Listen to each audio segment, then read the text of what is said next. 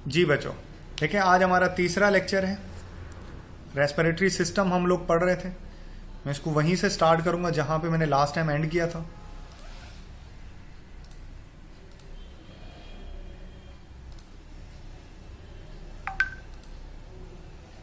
जी देखें, ये वो सवालात हैं जिनके बारे में बेटा मैंने आपको बताया था। आज हमारा तीसरा लेक्चर है, ठीक है ना। ये वो क्वेश्चंस हैं जिनके बारे में अभी मैं बात कर रहा था कि जो है वो डिफरेंट ईयर्स में आपके पेपर के अंदर बेटे आ चुके हैं। आप तमाम को स्लाइड्स दिखाई दे रही है? शाबाश बच्चों, आंसर करो, शाबाश।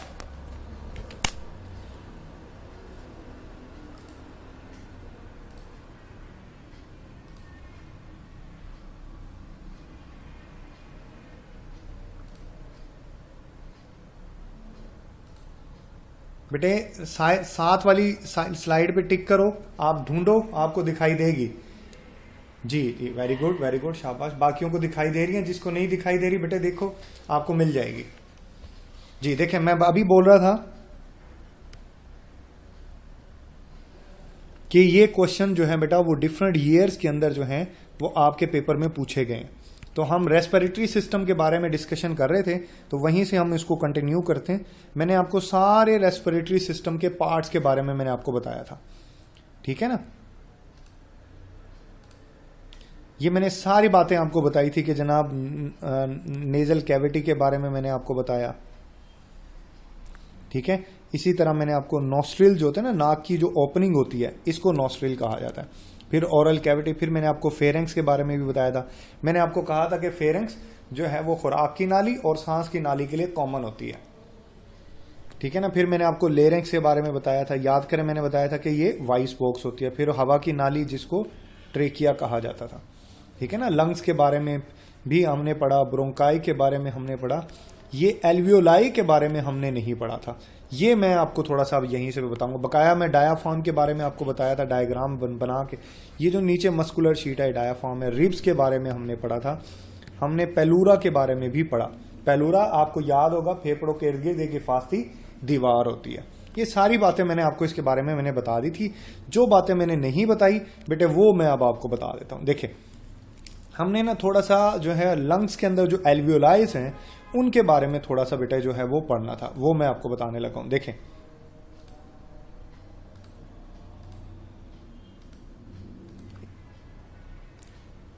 अब ये जो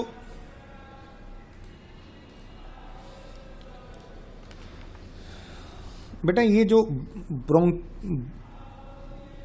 ब्रोंक्यूल्स होते हैं ना, ब्रोंक्यूल्स, ठीक है ना।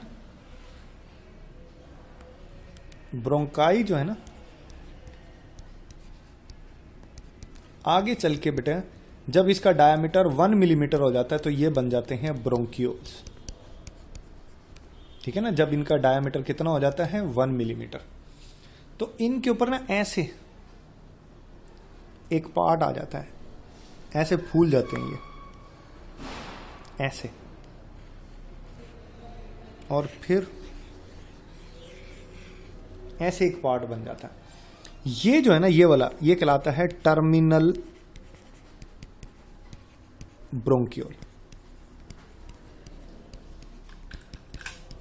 ये क्या कहलाएगा? टर्मिनल ब्रोंक्यूल कहलाएगा। सुना है ना। अगर ये बेटे अगर लंग्स के ऊपर ये कवरिंग ना हो ना तो फेफड़े जब फूलेंगे तो फूलने के बाद ये ओवर एक्सटेंशन हो सकते हैं, मतलब जरूरत से ज्यादा फूल सकते हैं। जब जरूरत से ज्यादा वो फूलेंगे तो वो फिर अंदर के जो टिश्यूज है ना वो डैमेज हो सकते हैं, मतलब फेफड़े के अंदर के टिश्यू जो है वो डैमेज हो जाएंगे अगर ये जरूरत से ज्यादा फैलेगा। पेलूरा फेफड़े को जरूरत से ज्यादा फैलने से बचाते हैं। अच्छा, ये जो है ना ये वाला, ये कहलाता है एल्व्यूलर सैक।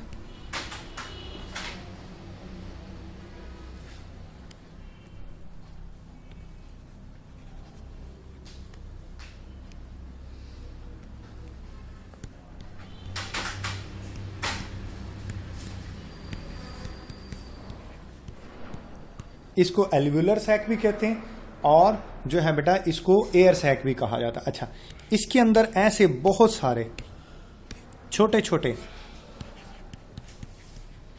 एल्वियोलाई होते हैं।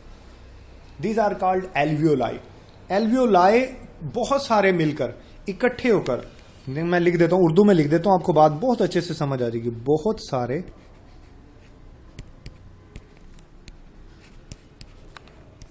एल्वियोलाई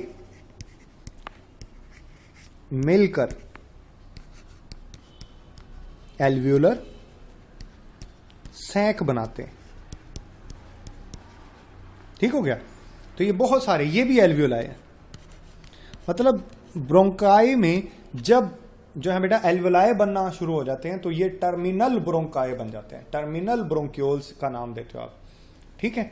अच्छा, फिर उसके बाद आपको मैं दिखाता हूं, ये देखें, ये एक एल्वियोलाई है। देखो बेटा मेंशन भी किया हुआ है एल्वियोलाई।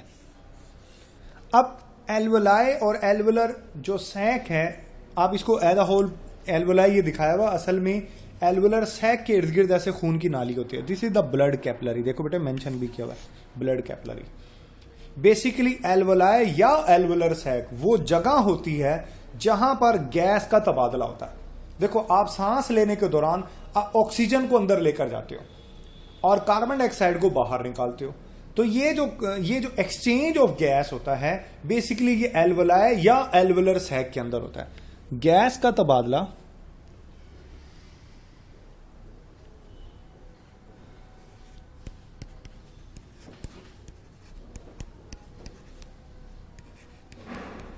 एल्वियोलाई या एल्वियोलर सैक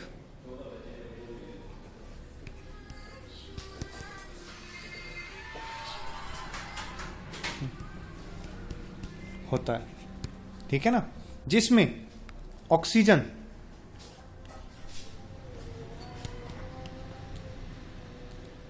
एल्वियोलाई से खून में जाती है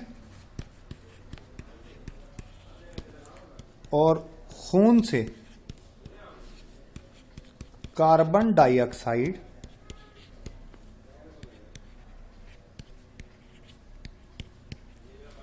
ऑक्सीजन एल्वियोलाई से खून में जाती है, जबकि खून से कार्बन डाइऑक्साइड निकलकर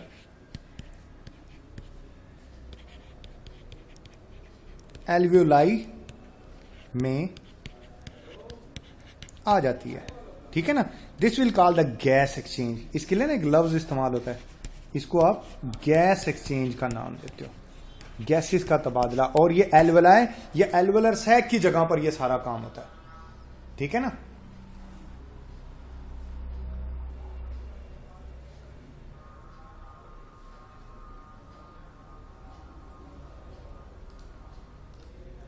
ये फिर किसी ने जो है वो लेक्चर के साथ छेड़खानी की है।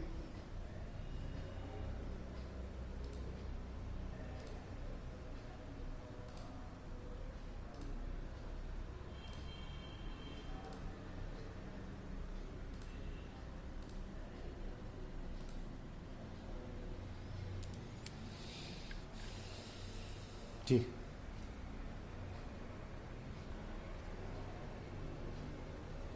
अच्छा बेटा, आपको बातें समझ आई हैं मेरी? किसी को कोई सवाल पूछना है? बेटे स्लाइड आ रही है? नहीं आ रही है, क्योंकि मैं दूसरे लैपटॉप से स्लाइड्स को देख रहा हूं। रिजवान बाबर जी, बेटा क्या पूछा आपने? सर जी डायग्राम शो नहीं हो रही। बेटे हो रही है, आप साइड वाली उस पर क्लिक करें। रिजवान बाबर हो रही है बेटा, क्योंकि मैं खुद भी देख रहा हूं लेक्चर ना। हाँ, तो ये जो गैस एक्सचेंज का मामला है वो यूं होता है। बेसिकली आपका रेस्पिरेटरी सिस्टम का काम ही यही है कि रेस्पिरेटरी सिस्टम हवा से फ्रेश ऑक्सीजन ब्लड में डालती है और ब्लड से जो कार्बन डाइऑक्साइड होती है उसको लेके बाहर, देखना ये कार्बन डाइऑक्साइड ने यहां से बाहर चले जाना है। अभी देख रहे हो ये कार्बन डाइऑक्साइड ने यहां से बाहर चले जाना है और आप ये देख रहे हो कि ऑक्सीजन जो है ये ब्लड कैपिलरी के अंदर आ रही है। बेसिकली हमारे जो रेस्पिरेटरी सिस्टम होता है उसका यही काम होता है कि उसने गैस एक्सचेंज करनी होती है। अब ये जो ऑक्सीजन है ब्लड से ये जाएगी टिश्यू में, जहां सेलुलर मेटाबॉलिज्म होती है, जहां पर ऑक्सीजन इस्तेमाल होती है। टिश्यू ही कार्बन डाइऑक्साइड बनाता है। मतलब देखें, ये ऑक्सीजन ब्लड से जाएगी इसमें, टिश्यू में जो कार्बन डाइऑक्साइड बनती है वो टिश्यू से जाती है ब्लड में और ब्लड से वो चली जाती है आपकी एल्वोलाई से, और एल्वोलाई फिर वापस सांस जब आप बाहर फेंकोगे वो सांस के जरिए कार्बन डाइऑक्साइड, मतलब जो हवा आप सांस के जरिए बाहर फेंकते हो उसमें कार्बन डाइऑक्साइड की मिकदार ज्यादा होती है, और जो हवा आप सांस के जरिए अंदर लेकर जाते हैं उसके अंदर ऑक्सीजन की मिकदार जो है वो ज्यादा होती है। ये बेटा आपका रेस्पिरेटरी सिस्टम था। ये मैं जो है मैंने आपको सारे का सारा जो है बेटा वो समझा दिया। अच्छा, एक बात जरा गौर करनी है आपने कि आपके रेस्पिरेटरी सिस्टम के बेटे दो हिस्से होते हैं। एक होता है जो है वो अपर रेस्पिरेटरी यानी ऊपर वाला, और एक होता है लोअर रेस्पिरेटरी। अक्सर होता है ना कि गला खराब हो गया, अपर रेस्पिरेटरी ट्रैक्ट इन्फेक्शन होता है, ठीक है ना, अपर रेस्पिरेटरी ट्रैक्ट, इसको बलाई निजाम तनफुस भी कहा जाता है। इसमें बेटा इसमें नेजल कैविटी आ जाती है, आपकी नाक आ जाती है, नोज आ जाती है अपर में, ठीक हो गया। इसमें फेरेंक्स आ जाती है, ठीक हो गया। ये सारी बोन्स के नाम है, और लेरेंक्स आ जाती है। इसके अलावा जितने भी हिस्से होते हैं बेटे वो लोअर रेस्पिरेटरी ट्रैक्ट में आते हैं, वो फेफड़े में है। नमूनिया का मसला फेफड़ों का होता है, लोअर रेस्पिरेटरी ट्रैक्ट, गला खराब हो गया, खांसी हो गई, ये अपर रेस्पिरेटरी ट्रैक्ट के मसाइल होते हैं। गला खराब हो गया, खांसी आ रही है आपको, ये अपर के हैं। जैसे नमूनिया वगैरह हो गया वो फिर लोअर जहरी जो निजाम तनफुस होता है वो उसका मसला होता है, ठीक है ना। यहां पर हमारा रेस्पिरेटरी सिस्टम को लेकर टॉपिक मुकम्मल होता है। कल जो है बेटा इंशाल्लाह हम पढ़ेंगे कि मुख्तलिफ जो बीमारियां जो आपके सिलेबस में आई हुई हैं, नमूनिया है, ठीक है ना, दमा है, दमे का इलाज है, ये सारी बातें जो हैं बेटा वो इंशाल्लाह हम कल जो है वो उसको स्टडी करेंगे। आपके जहन में अगर किसी किस्म का कोई सवाल है, कोई मसला है तो बेटे आप पूछ सकते हो मुझसे। Any question? इसके बाद बेटे आपकी अटेंडेंस होगी।